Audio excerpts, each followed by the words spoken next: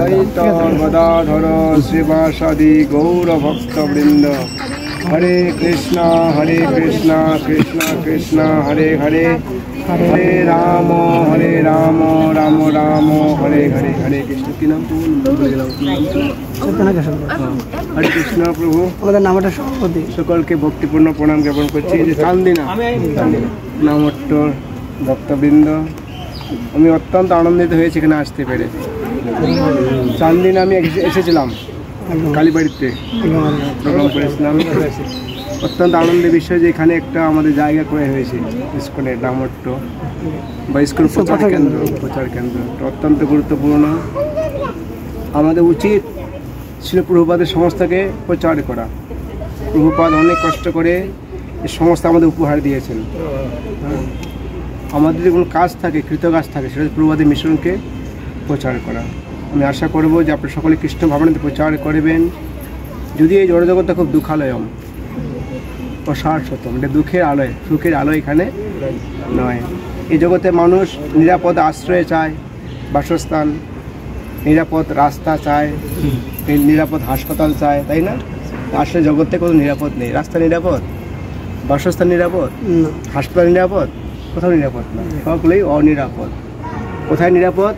ভগবানের চরণ হচ্ছে নিরাপদ।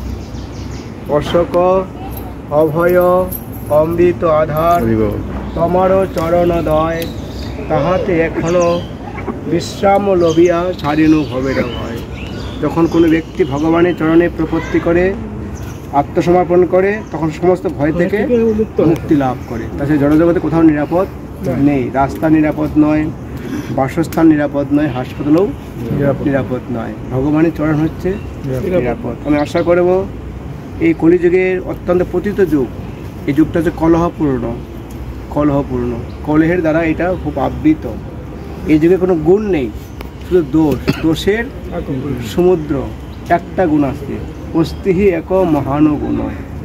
কি? কীর্তনা দেব কৃষ্ণস্ব মুক্ত সংঘ পরম ব্রজের।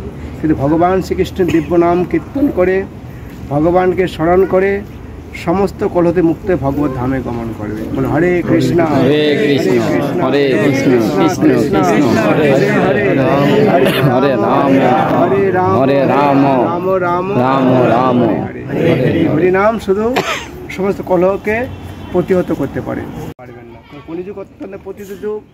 ভগবান এই যুগে ভগবান রূপে আসেনি। কেন আসেনি? মানে ভগবানকে চিনতে পারবো না। ভগবানকে চেনার বোঝার উপলব্ধি আমাদের নেই। এই যুগে কি এসেছে?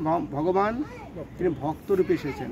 ভক্তাবতারম ভক্তাখাম নমামি ভক্ত শক্তিকম। তিনি ভক্তরূপে অবতীর্ণ হয়েছে। ভক্তরূপে নয়, তিনি বন্ধুরূপে অবতীর্ণ হয়েছে। কি রূপে? বন্ধুরূপে। এই যুগে কলিযুগে মানুষ বন্ধু দ্বারা প্রতারিত হবে। এক বন্ধু আরেক বন্ধু গলায় পেটে ছুরি মারবে। এই যুগে বন্ধু চিনাও খুব মুশকিল। মহাপ্রভু কি এসেছেন? বন্ধুরূপে। কেন? আমাদের উদ্ধার করবার জন্য। তোমারে লইতে আমি হইনু অবতার, আমি বিনা বন্ধু আর কে আছে তোমার।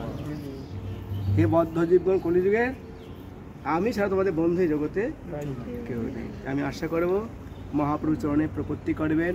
এই চান্দ্রা আমি প্রচার কেন্দ্রে সমৃদ্ধি কামনা করছি। আশা করি আপনাদের সবার সহযোগিতায় অতি শীঘ্রই একটি অত্যন্ত কলেবরপূর্ণ একটি মন্দির স্থাপন হবে। সকলে এখানে ভগবানের যে প্রার্থনা করবেন, আপনাদের প্রার্থনা ভগবান শ্রবণ করবেন। ভক্ত যা প্রার্থনা করবে ভগবান তা ভক্তের পূরণ করবে। আপনাদের প্রার্থনা ছিল এখানে চান্দিতে কি চান্দিনায় নামট্ট হবে, প্রচার কেন্দ্র হবে। কৃষ্ণ ইচ্ছে সেটা হয়েছে। অনেক জায়গার মূল্য এখানে। তারপরে ভক্তরা এখানে আর্থিক সহায়তা করে জায়গাটা দান করেছে বা ক্রয় করেছে। আমি আপনাদের সমৃদ্ধি কামনা করি। জগৎ গুরু ছিল প্রভুপাদ কি জয়। চান্দিনার নামট্ট কেন্দ্র কি জয়। ইস্কন প্রচার কেন্দ্র কি জয়। চান্দিনার ভক্ত বৃন্দ কি জয়। জগৎ গুরু ছিল প্রভুপাদ কি জয়। গৌর সীতানাথ প্রেমানন্দে।